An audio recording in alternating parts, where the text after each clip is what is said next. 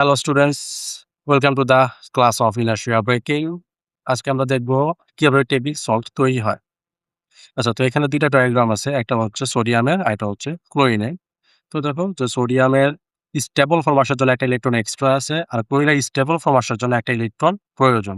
তো sodium easily একটা electron ক্লোরিনকে দিয়ে দেবে। দিয়ে দেওয়ার পর সোডিয়াম হয়ে যাবে হচ্ছে সোডিয়াম প্লাস, আর ক্লোরিন হবে হচ্ছে ক্লোরিন মাইনাস। তো এখন দেখো সোডিয়ামের কক্ষপথ হয়ে যাবে ২ টা, ইলেকট্রন থাকবে হচ্ছে ১০ টা, সর্বশেষ কক্ষপথে থাকবে হচ্ছে ৮ টা, যেটা কিনা স্টেবল ফর্ম আরকি। তাহলে হয়ে গেল আমাদের সোডিয়ামের স্টেবল ফর্ম সোডিয়াম প্লাসে, আর ক্লোরিনেরও স্টেবল ফর্ম ধারণ করবে। তো ক্লোরিনের সর্বশেষ কক্ষপথে থাকবে হচ্ছে ৮ টা ইলেকট্রন। টোটাল থাকবে হচ্ছে ১৮ টা, যেটা কিনা আর্গনের ইলেকট্রন বিন্যাস।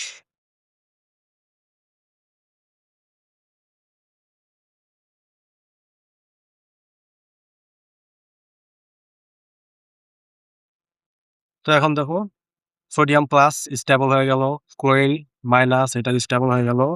এখন sodium plus and chlorine minus, sodium plus chlorine minus, positive and negative একটা এটাকে কি করে অ্যাট্রাক্ট করে, বলা হচ্ছে আকর্ষণ।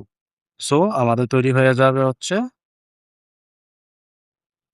সোডিয়াম ফ্লোরাইড, যেটা কিনা টেবল সল্ট। সো এখন ডায়াগ্রামটা হবে diagram of table salt. Diagram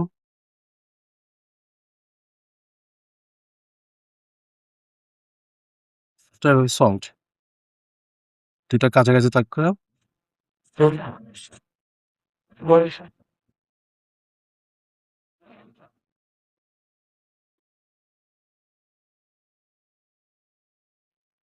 এটা হচ্ছে সোডিয়াম প্লাস, তার কাছাকাছি থাকবে হচ্ছে chlorine minus.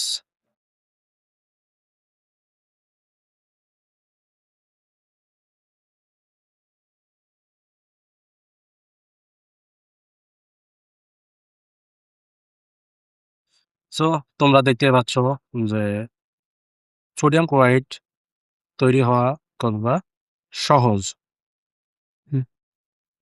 This is the table salt. That's how table salt is formed. Simple chemistry, strong bond.